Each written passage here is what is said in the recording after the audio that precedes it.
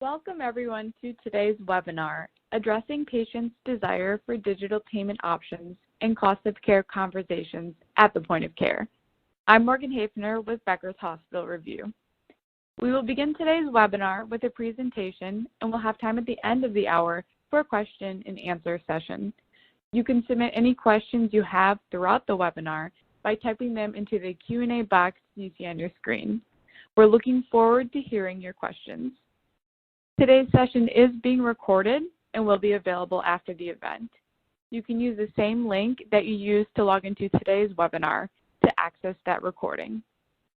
At this time, I'm pleased to turn the floor over to Tim Donovan and David Stivater to introduce themselves and begin today's presentation. Well, thank you very much. Thanks, Morgan. Go ahead, Tim. Oh, sure. So, hey everyone, I am Tim Donovan and I am responsible for marketing and product for CareCredit. Just a little background on CareCredit. It is the leading healthcare credit card to really help people and providers bridge the gap and help people get the care they want or need. The business has been around for about 30 plus years, and we have about 12.5 million cardholders, and CareCredit is accepted at over 250,000 provider, health system, and retail pharmacy locations across the country. And I'm excited to take you through our presentation today. So David, I'll turn it over to you and tell about your background. Yeah, sure. And thank you so much, Tim, and thank you to CareCredit. We're really honored to be partnering with you on this study and really trying to uncover more insights about patient payments and patient financing. And good morning or good afternoon, depending on where you're located. For those of you out there listening, thank you for spending some of your day with us. I'm David Stivater. I'm a senior partner with Commonwealth Health Advisors. Now we call ourselves CWH Advisors. Those of you who know us might know us by our old name. We are based in the Boston area, although we have our teams all over the country. And the switch over to virtual for COVID was really not that we didn't really miss much of a beat for that. We have been around for about 7 years and are focused exclusively, our firm, on healthcare, working with healthcare IT vendors and service companies accelerating their growth. So we are very happy to be here today, and I'm going to introduce our learning objectives. I think, Tim, we've already covered CareCredit, unless you want to say anything else about this page here. No, I think we're good. Keep on going. And covered a little bit about our firm as well. So let's just get to the learning objectives and the meat for today. What we really want to take everybody through, and I think we've got some really interesting data and some perspectives on this topic, really get to patients' desire to have more innovative options, a greater variety of options, and certainly more cost transparency from providers. That's not a new topic, but that's reflected in a lot of what you see out there as data today. Looking at the digital tools and digital payment methods that patients are starting to expect. They're ubiquitous outside of healthcare, and I think patients sit there scratching their heads wondering why they're not in healthcare as much. And then particularly point of service financing and payment plans that patients express a strong desire to have more of in order to pay for healthy living, wellness, and medical bills. And with that introduction, Tim, I'm going to turn it back over to you to talk about what's happening with the costs that we all face in healthcare today. Sure, thanks, David. So I'd say it's not breaking news to say that healthcare costs are a major issue for everyone. It's an issue for consumers who have to figure out ways to pay for the care. And it's also an issue for providers who know that it can sometimes stand in the way of people getting the care that they recommend. Deductibles have gone up, you see 182% in the last 15 years, and people are feeling the stress of these high premium costs or high out-of-pocket expenses.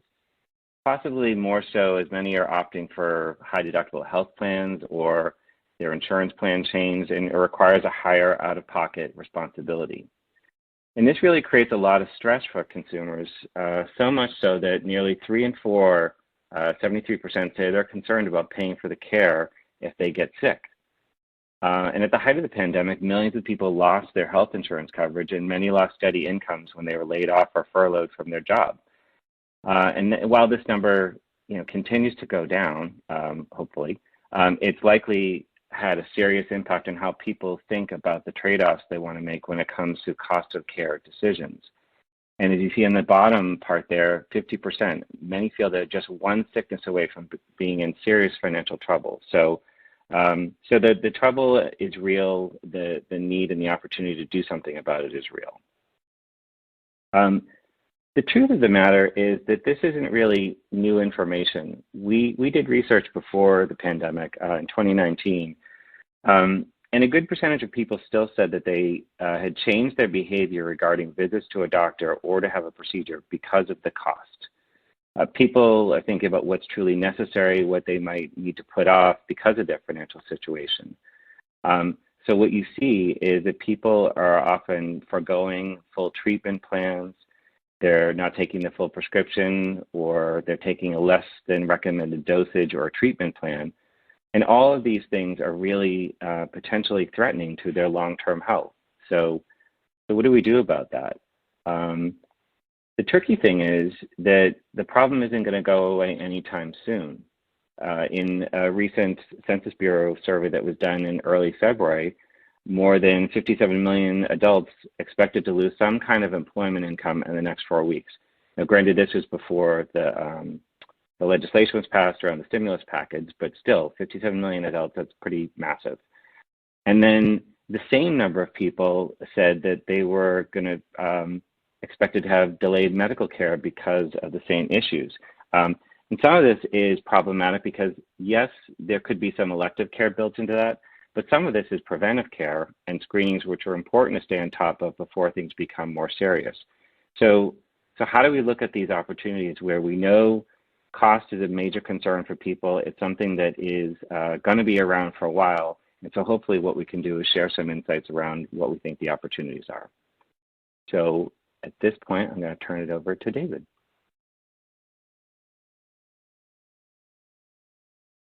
David? Yep. Sorry. Take myself off mute here. I am still here. You never know.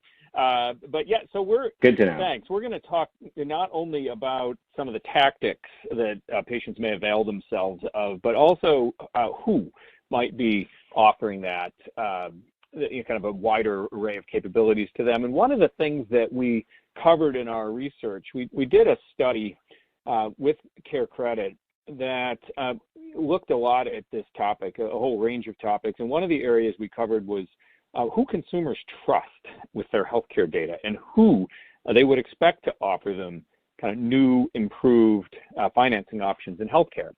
And it's not terribly surprising that they, with their healthcare data, they trust those providers who already heavily manage their healthcare and their healthcare data. The information sits in EHRs. It's shared across other so-called covered entities in the healthcare system.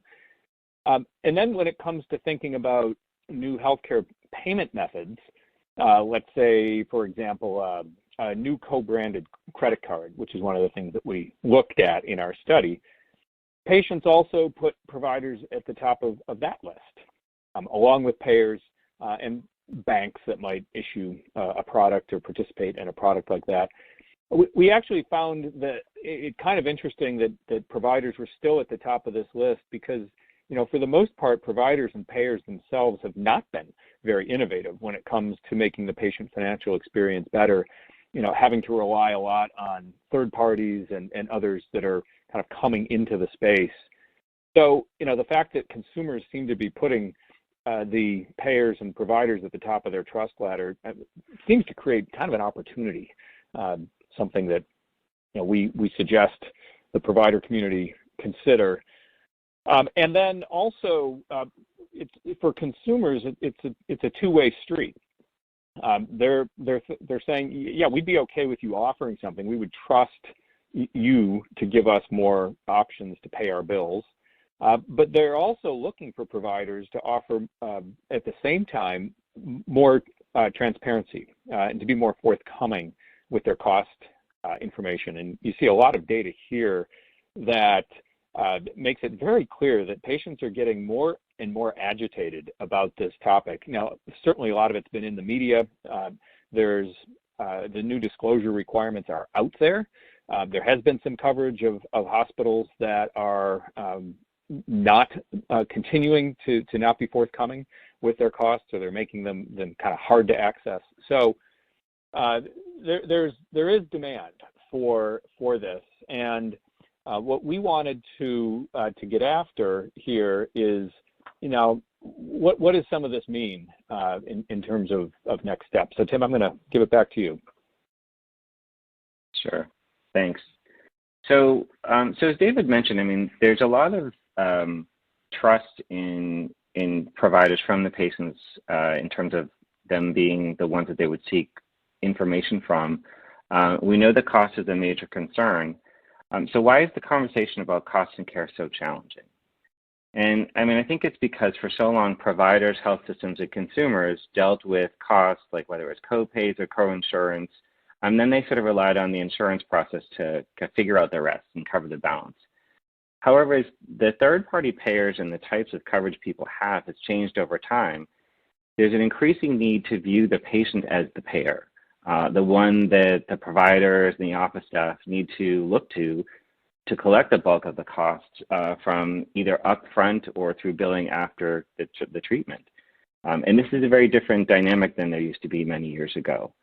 The tough part is that conversations around costs and care are awkward. It's awkward for both people. People are afraid to admit that it might be a lot for them to manage.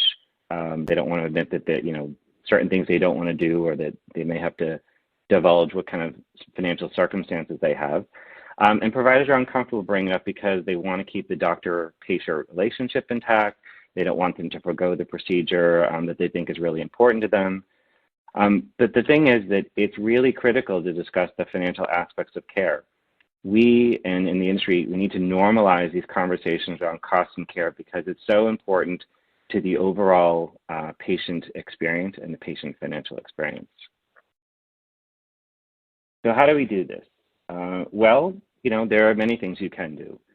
I think important throughout the patient journey is to have the conversation at every point, certainly from the initial point of the consultation to confirming the appointment and any other patient communications that go along the way between that initial discussion right up until the actual procedure date.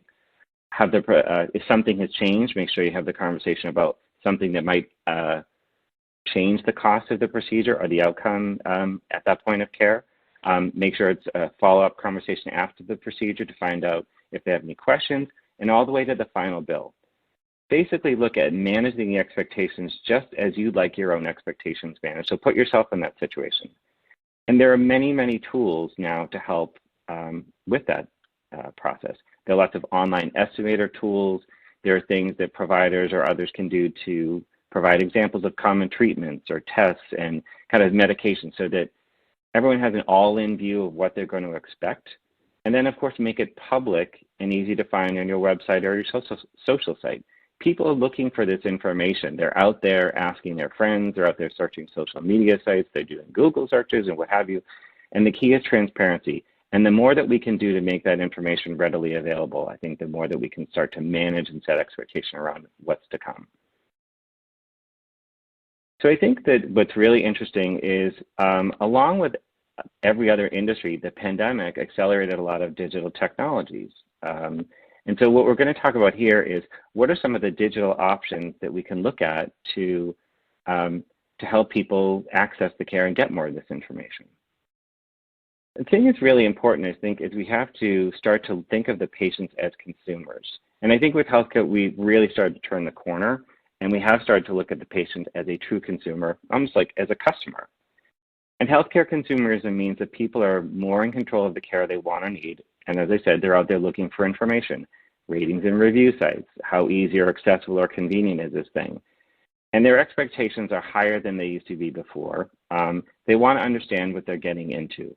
They want to make sure that, if they're going to be parting with their hard-earned money, and maybe more so than before, because as I mentioned, out-of-pocket expenses are increasing, well, what are they going to get, and are they going to get a really good deal? regardless of the reasons, we have to start looking at patients as consumers and customers of healthcare who are looking for quality care, of course, a good patient experience, and a good part of that is a patient financial experience, and then the value. How are they getting all of that? Much like they look at banking, news, kind of like all these other information types, sources of news, services, and goods that they buy. And what is that experience for them? And how can we look at healthcare as easy to use and to pay for as any other service they have on their phone? So at this point, I'm going to turn it over to David, who's going to give a little bit more about what the patients are looking for. Yeah, I'm going to go through a little bit more data here and show you some more of the results of our study, and including some things that we were a little surprised to see. And what you're seeing right here actually did surprise us. You know, the extent to which consumers, and especially the younger generation, you know, we classify them in our survey work to the 18 to 34-year-old group. But in general, consumers, but especially the younger group, really not happy with the current payment options, current healthcare payment options. And, you know, as Tim was just pointing out, I mean, some of this is just to the way they interact with retail and non-healthcare parts of their lives. There's just some really pretty simple stuff that they look for that they don't see sometimes in healthcare. You know, you kind of assume that everybody has a portal, you know, at least for your clinical information, maybe, you know, hopefully to pay, but, you know, the extent to which healthcare often doesn't even have a payment portal online to go to is one of the things that patients express a fair amount of discontent about. You know, it's something along the lines of, you know, just give me a portal to pay my bill. You know, just put it on a bill. I'll type it in, just list it on the bill. And a lot of times there is no portal, which is why it's not listed. Or just send me an email with a link to a portal. So some of this stuff is not very complicated, and so, you know, as the patients look at you know, how they might receive more information from providers, providers are working on getting better cost information earlier in the care journey prior to service, and patients are looking for more financing options, as it's indicated here, you know, prior to service as well. So there's just a number of areas where patients are looking for better options than they have today. Another that we are talking about here, as Tim just ran through on the digital side, is, you know, healthcare is not quite as advanced as other parts of their consumer lives in terms of the prevalence and use of digital health apps, and especially digital financial apps. But they're growing in healthcare. And so if you look at digital health apps, 55% of the respondents in our study, this is a very large study, by the way. We went out to 1,500 consumers, a nationally representative sample. So they're very reliable numbers. 55% use a digital health app at least a couple of times a month, and almost 70% use digital financial apps. That number for digital financial apps goes up to almost 100% of 18 to 34-year-olds. And even the digital health apps goes up to 78% for 18 to 34-year-olds. So, you know, keep an eye on the younger cohort. They are going to be driving a lot of demand for not only new, but newer digital payment options in healthcare. And so as you look at those, not just the use of apps for looking at my health information or looking at my financial information, they're also looking, all of our respondents, but especially the younger group, are looking at digital payments. So what we found actually somewhat surprising was that 48% of our respondents have actually already used some form of digital or person-to-person payment to pay for healthcare. Now, we did define healthcare fairly broadly. We defined that in ways that could include your, you know, yoga instructor, or, you know, someone you might Venmo money to, or things that you might pay through, you know, through PayPal or whatnot.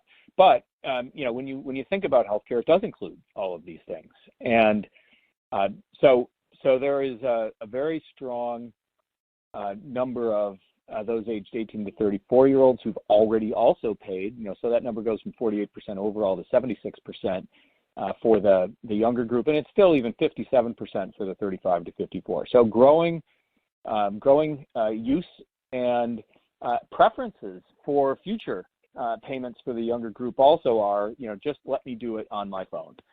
Just give me an app to pay, and that's how I live the rest of my life. I'd like to live my healthcare life the same way. So what we want to be clear about is when we say payment options, it's not just digital. Certainly, the use of Apple Pay and PayPal and Care Credit, right? I mean, something that you can do through kind of an online experience can include Care Credit, but it also includes emerging person-to-person methods. Venmo's coming out with a credit card. There's Zelle, and health savings accounts fall into this group. So the seeking out of better payment and financing options by consumers takes many forms. And what they're really telling us is just give me more choice, have those choices include access to cash in different ways, and make it easy. And what they really don't want, especially the younger group, is to revolve a balance on a traditional credit card. That comes out time and time again in our survey. The younger group prefers debit and other forms of extending payments as opposed to putting something on a revolver. So what this leads to really is then a deeper focus on point of service financing. This is an area that we also explored in some depth.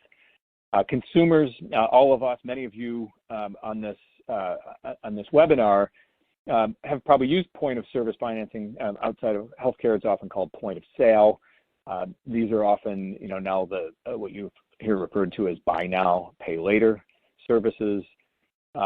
And many have used some form of point of service financing in healthcare or to pay for other type of healthcare expenses. We'll see that data in a minute. But let's dig a little bit deeper into what this means. What it really gets to, point of service financing really gets at, is paying over time and making it possible for patients to move forward with care without delaying, and that benefits both the patient and the provider. And obviously, patients prefer no added financing costs, but there are plenty of options where they can finance and pay some interest rate. And so patients get access to care more quickly, more easily. The experience feels better. And for providers, they have happier patients, more volume for procedures that might not be as urgent or are fully elective. The collections go up. This has been shown time and again. And it's also a better experience for their staff too. And that's super important. We don't want to forget that there's a lot of time and people tied up in collecting. So if you can actually get money to the provider or earlier in the process and then have the collections process be borne by someone else, providers are really happy about that usually. So let's talk a little bit about some data. Of all the consumers in our study, as you can see here, 63% would consider using point of sale financing for some type of healthcare expense. This goes up actually to, it's not shown here, but this actually goes up to 85% of 18 to 34-year-olds, and of whom half have already, as the 42% here shows, half of 18 to 34-year-olds have already utilized some form of point of service financing. It's a very popular option for kind of general healthcare expenses. And if you expand the definition of point of service to include payment plans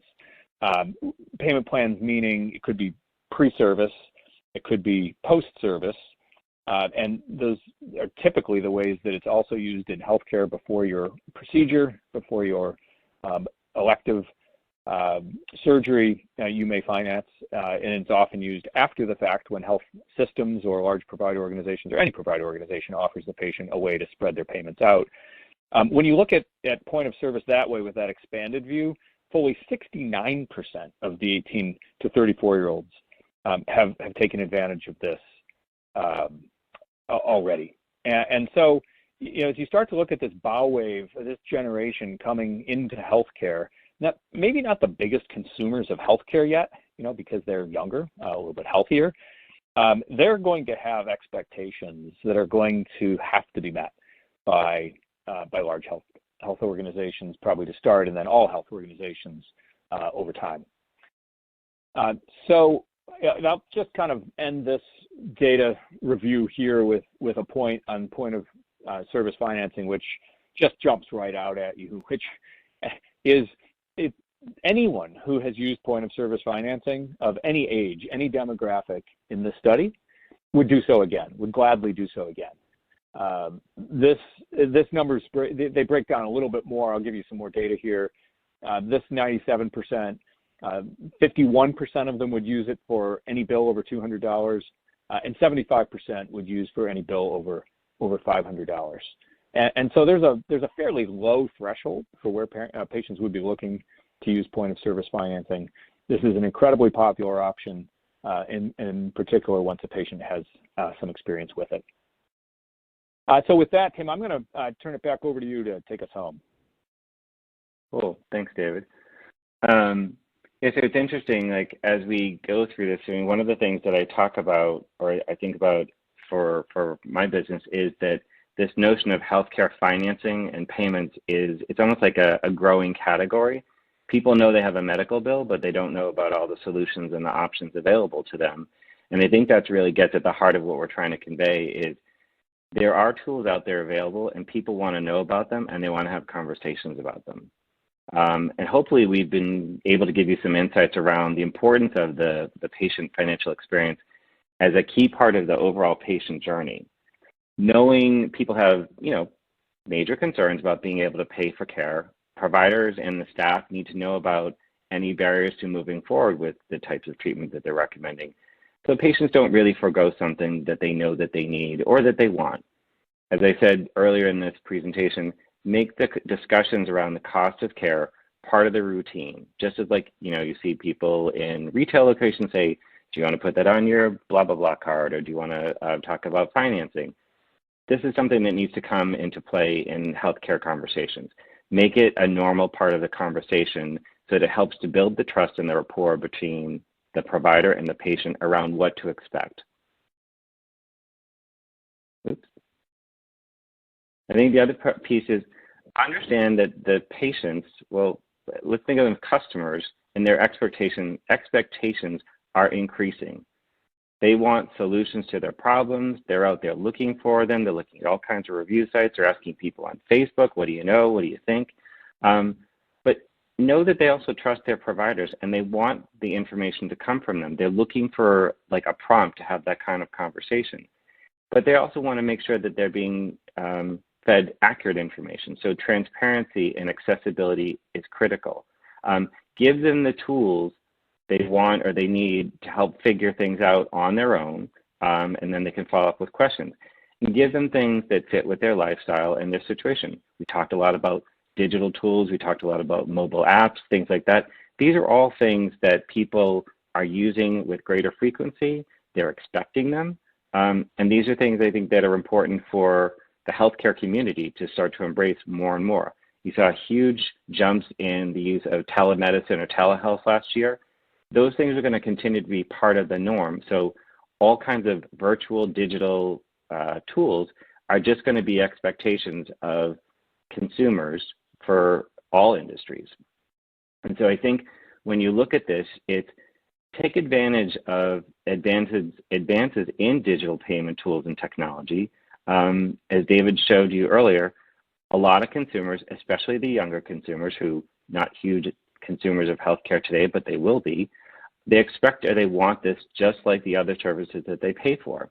They want financial solutions and options that'll help them manage their cash flow, their out-of-pocket healthcare expenses, which are considerable. And the good news is that many of them have already tried them out, they like it, and that they'd use it again. So there's not a lot out there to prevent people from engaging and using these things, other than some of it is awareness and some of it is a prompt to have the conversation. So hopefully what you've seen today convinces you that the need and the opportunity are there to help people move forward with the care that they want and need. So I think at this point, we've gone through pretty quickly, but we have time for some questions. So I'll turn it over Amazingly, to, Tim, that was a half hour. It's amazing how fast the time flies by. I know. My God. I thought we'd be going on and on, but anyway, anxious to take your questions. And Morgan, if you want to kind of field them or however we're going to do this, David and I are ready. Absolutely. Thank you, Tim and David, for a really fantastic presentation. Like they said, we'll now start today's Q&A question and answer session. So if you haven't already, please submit any questions you have for Tim or David by typing them into the Q&A box that you see on your dashboard. And we'll try to get through as many questions as we have time for today and really appreciate your engagement.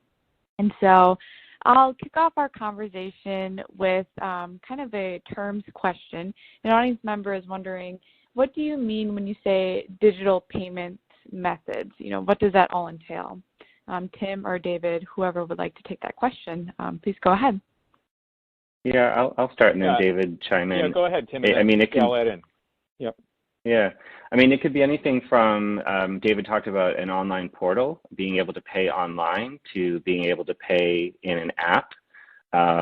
Whether you have Apple Pay or things like that. I mean, the rise of contactless technology and payments was really critical in the last year of the pandemic. So I think people are starting to get used to that way of paying.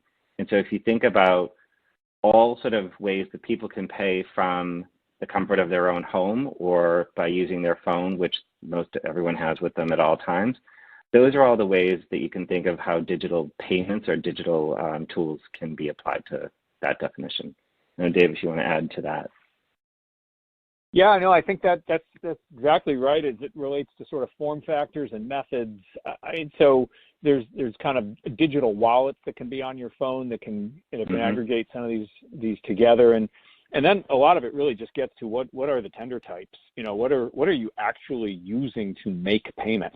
And that's where you get into Google Pay, Apple Pay, and Venmo, PayPal, and things like that. So that the term digital payments has generally come into use to refer to those newer cashless payments that you don't need your credit card handy for or your debit card.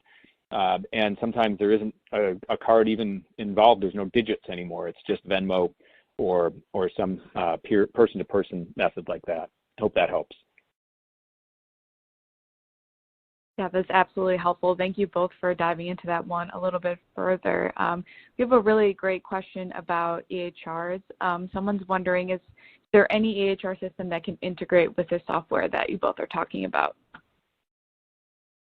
I mean, I can tell CareCredit, we actually just announced the other day that we are now in Epic's App Orchard. So CareCredit will be a financing option for health systems that use Epic and that want to access CareCredit through, it would be accessible through the patient's MyChart app.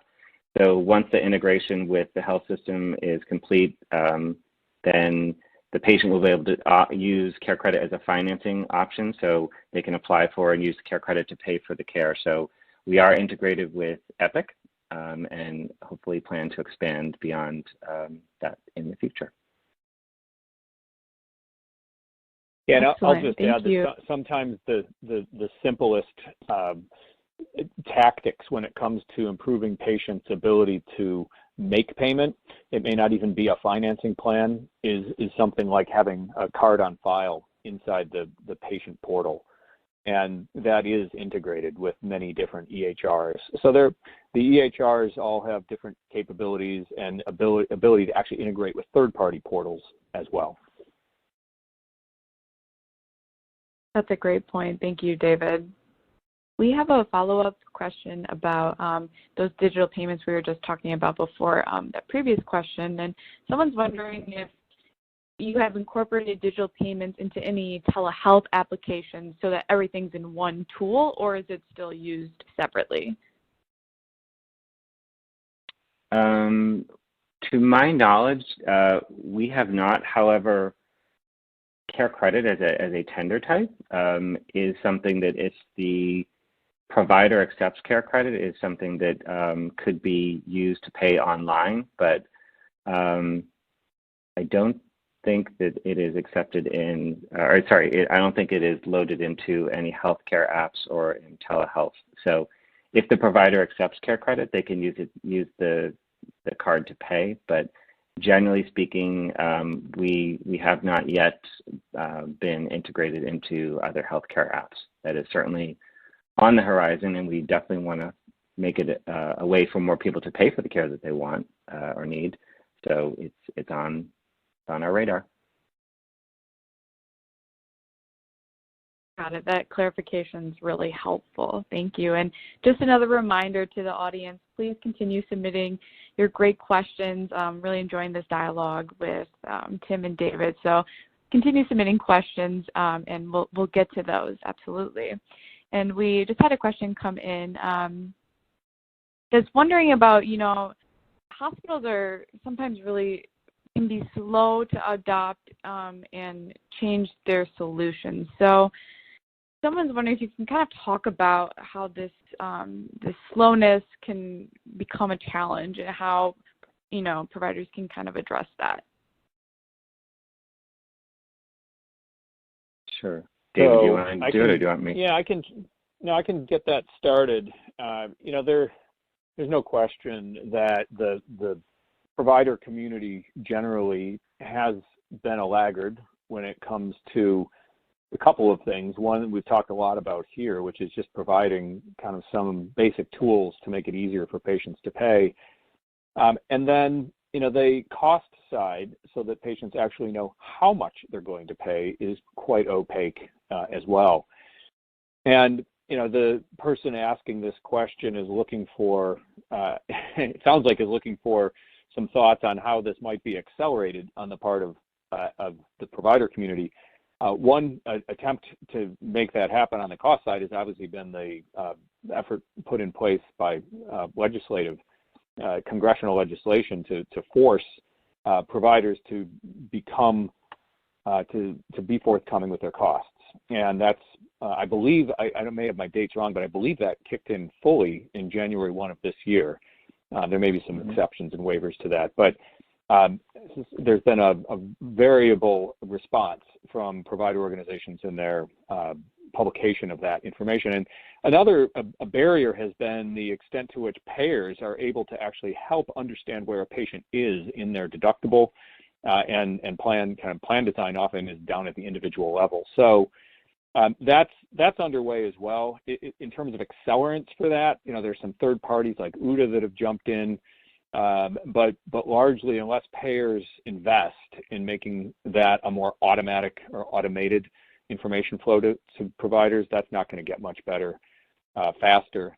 And I think a lot of the answer on the payment side is, frankly, consumer demand and being willing to switch providers. You saw some data on that earlier. There is a strong willingness to switch providers if the payment experience is not good. You want to tie into that, Tim?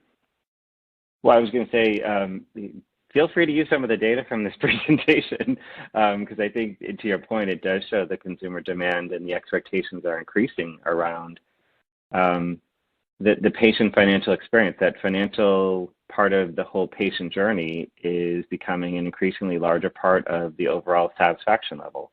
And in conversations that we're having with health systems and providers, they are concerned about that. They do want to make sure that the patient has a good outcome, and they know that a good outcome at the end and not having a gigantic bill that's unaffordable or that surprised them, that leads to a negative outcome. So to the extent that health systems and providers are focused on the overall patient journey and experience, I think looking at the financial part of it is one that they should look to deliver, how they look at delivering overall quality care and overall experience to the patient. So I'd say some of the data is here, and then I think as an increasing focus on healthcare consumerism, what their patients, their customers are looking for, it's a different orientation, and they have to start thinking differently, just like a lot of other companies have done in the past, and they are more customer focused. A really fascinating question, and thank you, Tim and David, for your insights there. Really appreciate that. I'm going to move on to the next question about, we're talking about all these different payment options that are out there, and an audience member is wondering, diversity in payment options in general can provide convenience to consumers, but can you speak to what the cost savings for consumers could be given the shift in the current environment, and, would it make things more affordable given all these options? The cost savings are such that I think when I think about third-party financing options like Care Credit, for example, what it allows people to do is pay for the care that they've received over time. So whereas they might have to pay with a savings, or if they don't have enough money in their health savings account, or if they pay on another credit card, for example, that bill drains the money right away, or it takes up their line of credit right away, and they have to pay and potentially incur interest charges with each billing cycle. With Care Credit, it's a deferred interest product, so provided the customer pays the amount in full at the end of the promotional financing period, they're saving on interest, and they're able to manage the cost of the care over 6-month period, 12-month period.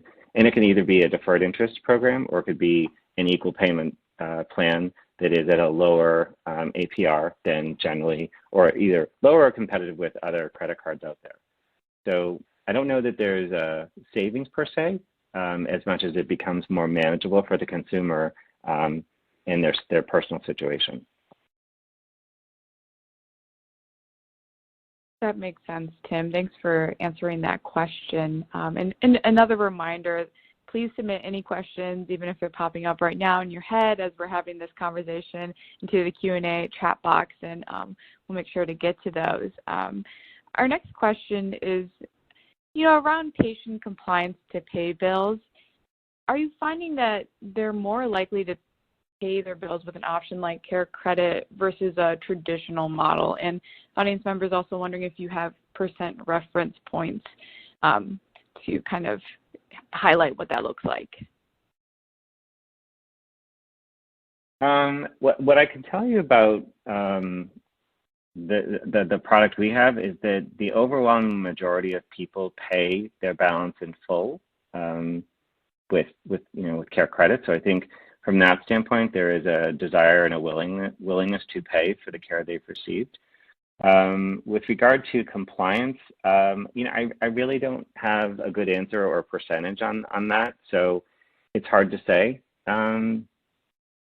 So I wish I could give a better answer, but that's what I know so far. I don't know if there's I don't know a better answer to give right now, so sorry about that.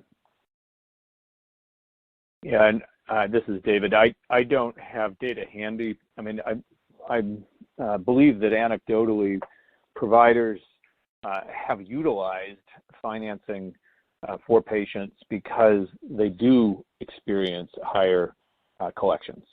By giving patients flexibility, not only kind of before but after service, they're creating an opportunity for patients to pay within their means.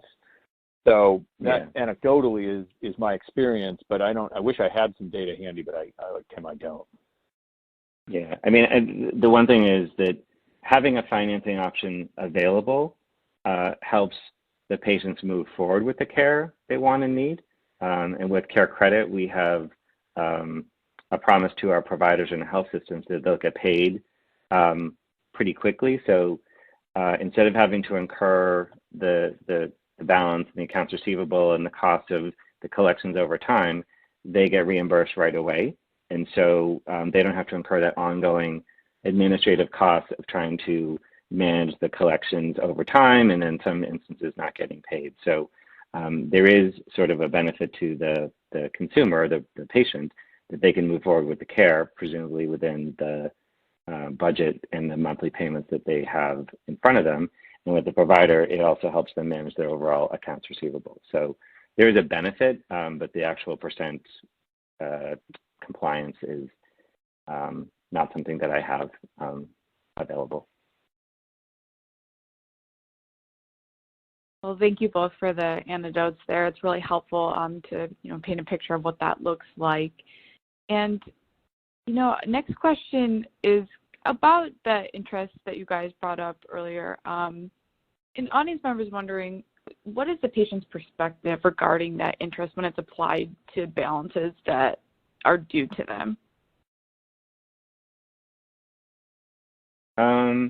What I can say is that for many people, if the amount that they owe is paid in full within the promotional period, the effect is there is no interest applied. It's kind of a 0% interest fee because it's deferred interest, and so you don't incur interest charges until the very end, where if you haven't paid it in full over time, then you incur the interest that accrued. But for the most part, I think people generally look at the Care Credit product as I'm paying for the cost of the procedure over time, and I'm not paying any interest if I pay it in full. So I think for many people, they think it's a great deal. In fact, we have, take my word for it. We have lots and lots of data that show the people appreciate the ability to pay over time. They see it's a great value. They recommend it to their friends. We track our NPS scores and our customer satisfaction levels, and our NPS score relative to the credit card industry is close to double that of the average credit card issuer. And from a patient satisfaction standpoint, we are in the mid-90s in terms of overall satisfaction with our product. So we feel pretty strongly that we have a good proposition that we're offering to our customers and our cardholders. And the testament of that is they use it again and again. So it's not a single-based procedure. It is something that can be used for more than one procedure, more than one treatment, and across a variety of healthcare specialties. And I would add to that, again, looking at data that we presented on this talk, the best indicator of how well you're doing with your customers is the extent to which they come back. And you saw that 97% of consumers, patients who have used a point of service financing / payment plans would do so again. So to echo what Tim is saying, that just reinforces the point that there is an extremely high level of satisfaction with this approach. Patients really like the kind of option and the flexibility that this type of financing provides. Thank you both for those data points and those stories. It's really helpful for understanding. That was a really great question. So thank you to audience member for asking that. We do have a little bit of time left, so if there are any additional questions that are coming to mind right now, please feel free to enter those into the Q&A chat box. The next question is around sort of the prevalence of Apple Pay and what that looks like. Someone's wondering, do you know the percentage of providers that are currently accepting Apple Pay right now? And how many finance servicing companies are providing these options now? Yeah, Tim, I can jump in on that. I don't have data. This is David. I don't have data, but I can tell you that there is more and more acceptance. And we spoke with, not only as part of the study, we spoke with not only patients, but we had separate conversations with a number of large provider organizations, one of which is in the Silicon Valley area and is working quite aggressively to bring digital payments into all parts of the payment process for their patients. Now, that's a bit of an extreme example because of where they're located and their patient base is a little bit younger. But if you look across how we defined healthcare, again, more broadly, so it's gym memberships, it's fitness, it's Orange Theory, it's buying a Peloton bike or any other brand in that kind of domain. There is an awful lot of consumerism because a lot of those are goods as well that's coming in. So just keep in mind that a lot of the folks on this call may be more of a traditional provider group, but when we look at who the buyers are, who's the consumer / patient, they're having a healthcare experience in many different ways. And a lot of those do accept Google Pay and Apple Pay. Some of it's frankly also a terminal issue. There's an infrastructure question.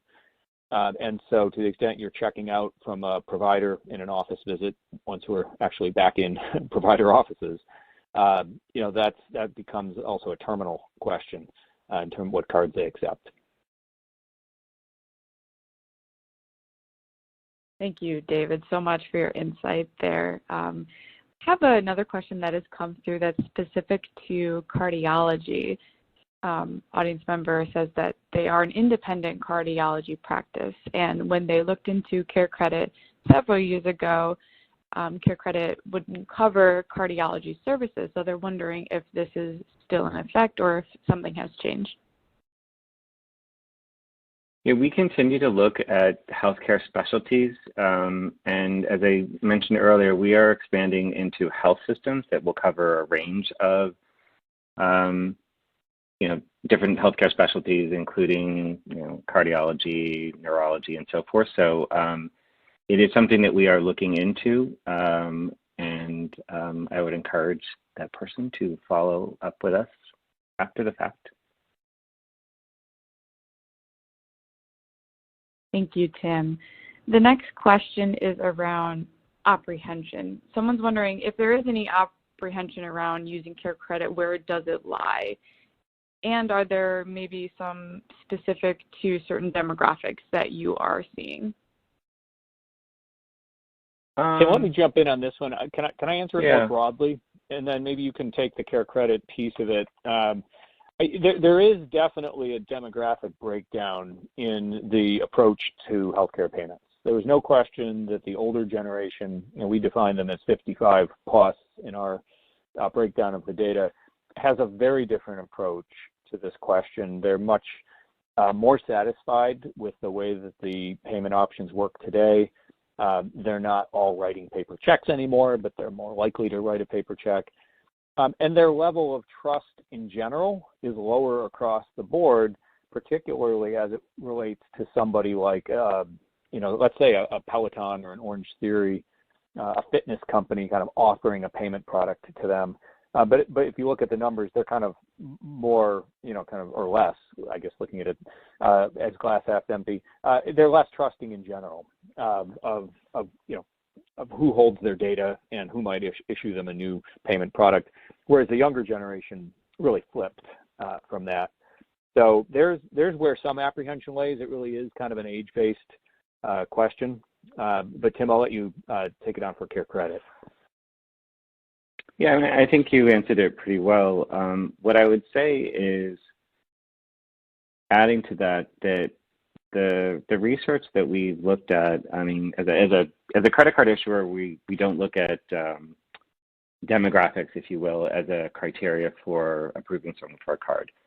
We're through fair lending rules and laws, we're not allowed to do that.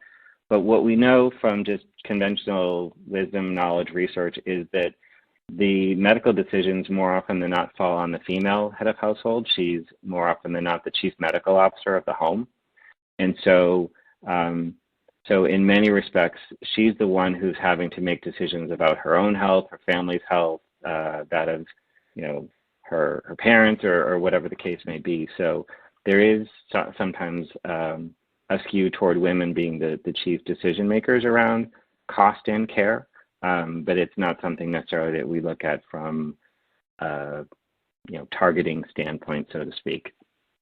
And then, as David mentioned, I think the younger generations are more inclined to want this information. They expect this information. They weren't brought up to think that, oh, don't talk about that. They're much more forthcoming with the kind of things they want to know, and they know they can find it on their own. So I think it's just one of those things that the expectations around cost and care, transparency, accessibility of information, that is a changing and rapidly evolving dynamic. And, whether it's the healthcare industry or the financial services industry, everyone has to kind of get on board. So there you go. Yeah, thank you so much for those insights there and kind of a breakdown into what that looks like across the board in terms of demographics. We have time for a couple more questions, and The next one is about payers, and someone's wondering, is there any plan to invite major healthcare payers and insurers into buying into the system for patients? Is there any kind of traction that you are seeing there? Tim, I can take that one. Go ahead. And you can add into it. So I think if I understand the question correctly, it's really about the role of payers in helping create some more patient payment options. If I'm misinterpreting the question, I guess that's how I'll answer it. So we found in our study is that actually payers remain pretty focused on the provider community.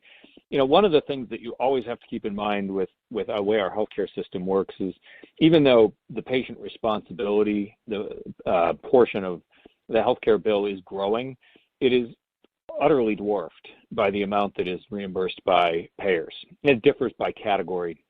So hospitals, it's 3% where patients pay the balance, and in doctors' offices it's 10%, and by the time you get to durable medical equipment, it might be 50%.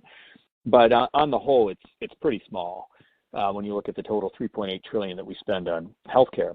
So payers remain very focused on the money that they're moving to providers for reimbursement and other things they do to create value for providers in terms of network participation and other values they bring. There are a few, I would call them sort of isolated efforts to break through that. I mentioned earlier a company called UDA Health has built UDA Pay, which is payer kind of centric and is helping providers get paid more quickly, and then they take on the patient responsibility. There's others out there that are trying a few things here and there, but that's been more dabbling. There's no concerted effort, and in our research and the work we do with clients, we don't foresee a change to that anytime soon. I have nothing to add. That was a fantastic answer. Great interpretation of the question. Yeah, I think you interpreted that question great and had a fantastic answer as well. We do have time for one more question today, and the final question is about qualification. How do patients, qualify for Care Credit? Someone's wondering, does it differ from qualifying for traditional credit card? Your insight there would be really appreciated. Sure. It's honestly like every other credit card out there, and we look to make sure that the consumer who's applying has the ability to pay for the care that they are requesting and the amount that they're requesting to cover the procedure. We want to make sure that we are being fair to the consumer and making sure that we're not putting them in a position where they can't pay. But, not everybody gets approved, but we do our best to try to bridge the gap and try to make the care that they want between themselves and the providers possible and affordable within the limits we have around fair lending and all that. But it's easy to apply, to go to carecredit.com, or we have a mobile app. And the one thing is obviously you want to make sure that the provider accepts Care Credit. So we also have a locator on our site to find out where you can use it across a wide range of healthcare specialties, including veterinary care and dentistry. And so I think there's a lot of information for people to go see where it's available. And, candidly speaking, it's a pretty great product. So I think that's what I would say. Thank you so much, Tim. And just a final thank you to the audience for a really engaging and thoughtful discussion today. Appreciate all of your questions. And final thank you to Tim and David for an excellent presentation, and to Care Credit for sponsoring today's webinar. So please enjoy the rest of your day. We truly look forward to having you joining us for future webinars. Take care.